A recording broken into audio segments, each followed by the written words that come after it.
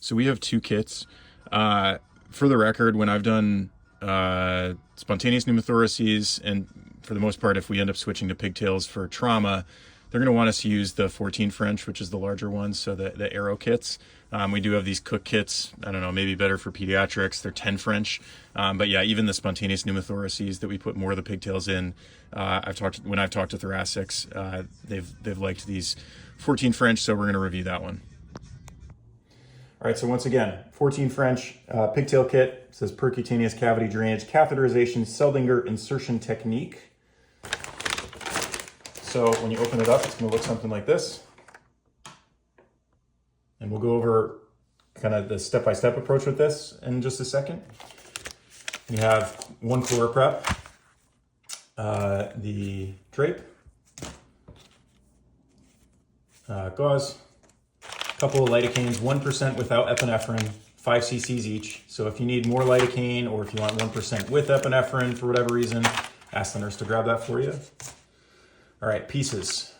You have a 3 cc syringe with a blunt large bore needle to get your lidocaine drawn up. 3 cc's is probably a little too small, so if you have the foresight, maybe grab a 5 or a 10 cc syringe before you come in, but not the end of the world if you have to redraw it, as long as you have the lidocaine. And the lidocaine does come in these sterile packages, so you can open them onto your sterile field. You don't have to worry as much about having to redraw it later. But anyways, so there's that. Then you have your needles that you're gonna put the lidocaine in through. So this is a 25 gauge 1-inch needle for your initial wheel. A little bit bigger, 22 gauge, 1.5-inch needle to go a little bit deeper. Then when you have the patient anesthetized, you have your syringe here and your different introducer needles. There's 3 different introducer needles. This one is these are 18 gauge needles, so the wires should fit through all 3 of these. This one, and this one. So this one is a 1.5-inch needle. So this is, I don't know, maybe on a kid or a really, really small person, but probably maybe a little bit too small for most folks. Here's a 2.5 introducer needle. So this probably is good for, I would say, most folks. And then this is a 6.5. Probably a little bigger than you need for most people. And you obviously run the risk of, if you go in too deep, injuring the lung. So probably use this on a minority of people, but still may be useful in the bigger patient. So once you have that in, or once you're in place, you got your wire here. And once you have the wire in, you have an 11 blade scalpel to make your nick at the skin. You have a dilator.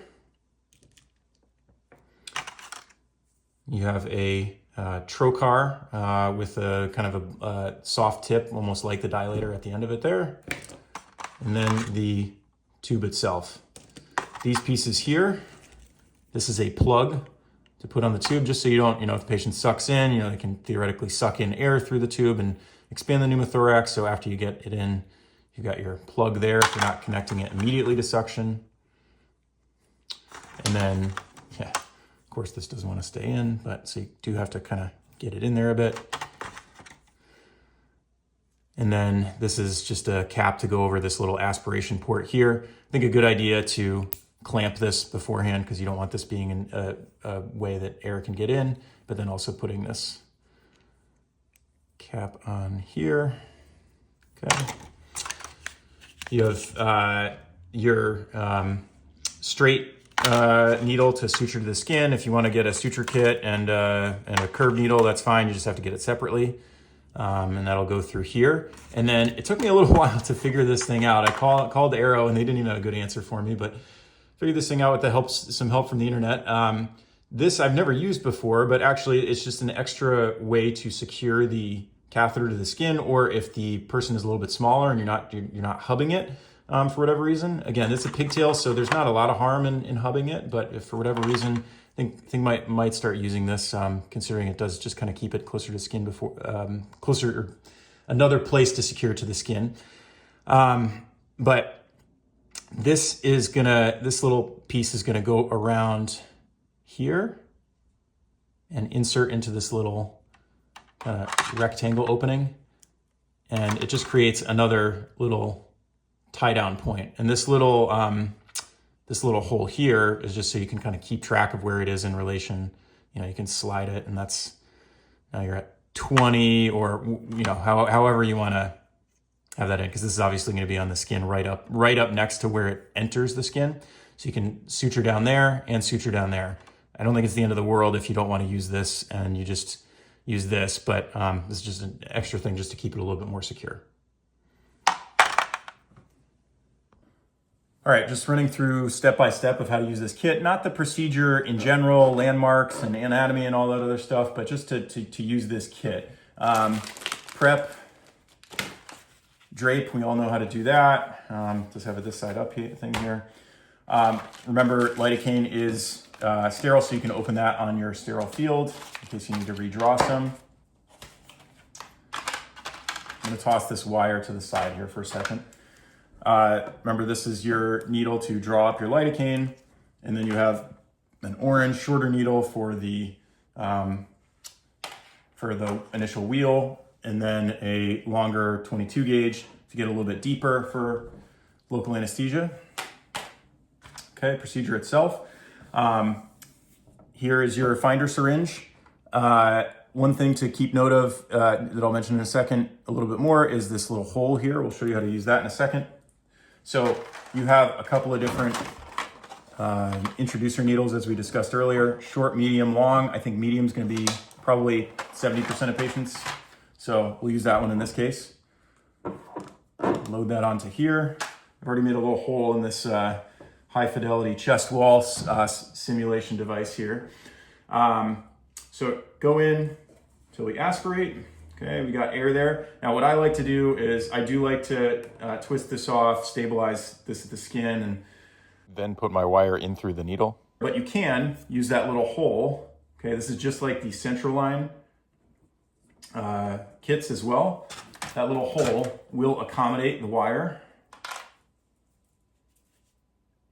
To go through there, there's a little channel that will bring it through the syringe and then through the needle and then into the patient. Okay. Put that to the side.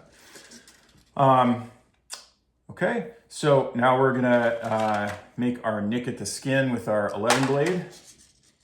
There. And would have been in here, but you can go to this dilator. You can go directly to the trocar. But this dilator is a little bit wider, so I think it is useful to use this first as a beforehand. The trocar is more for rigidity rather than for dilating. So we're gonna, just like a central line, load this here, don't lose the wire, twist, get into the chest wall, or get into the thoracic cavity. Okay, we're done with that. Now, this is something that I would have prepped ahead of time, but I just wanted to review this. Review the tube usage once we actually get to this stage, but I would have prepped this ahead of time. I think it makes sense to clamp this here ahead of time, as well as putting this cap on, just to keep air from coming into the system through this little port here while you're doing the procedure. All right, and then the trocar. So the trocar is mainly to provide rigidity, not as much to dilate. We already had our dilator. So you basically have like almost like a thinner dilator on the inside, just to have a little bit of softness at the end of this, and then this metal trocar around it. So if these ever come apart, you can just thread this back in here. So this is going to go into the tube to give it that rigidity, to get it into the patient. You have 3 holes, well, one at the very end, but 3 holes and some markings here by intervals of 5. These two are 3, 4, and then 5. So you can, and the last little hole that needs to be into the thoracic cavity by the time you're done is at about the 8. But so you can use this as markings to figure out, you know, how far you think you need to get in before you're into the chest cavity. So we're going to load this onto our wire. And just like the central line, I want to make sure that we don't lose the wire. We wait for that to come out the other end. And then we're just going to push this into the patient. once we think we are into the thoracic cavity, or the pleural cavity, which I think we can see there, we are going to basically keep the dilator and the wire, again, not losing the wire. We want plenty of wire coming out here. We're gonna keep the trocar stable to keep that rigidity in the chest wall, as the tube's going through the chest wall. So we're gonna keep our trocar stable and then just push the pigtail into the patient, okay? Ideally, if it's a pneumothorax, we're gonna have it going up, but sometimes you're not able to do that, that's fine. And so once we're all the way in at the depth that we want, in this case, I think in most cases, hubbing it is fine. But then we can pull out both the wire, again, making sure you're not losing track of the wire, pulling out both the wire and the trocar, okay? So one thing to insert here is that after your trocar is out, after your wire is out, we already have this area kind of clamped off, but we want to make sure air is not getting into the system. So putting your thumb there to keep air from getting in, and then taking this little blue stopper and putting it in here. Again, it does need to go in a little bit deep there just to make sure it doesn't pop off. So keep that in until you have this sutured in, and then of course you're going to take it out once you're ready to connect it to the pleurovac, once you're all sutured and secured. And then, as we talked about earlier, this little, this piece, if you want to use it, it's just an extra securing device. You can pull this back just a little bit.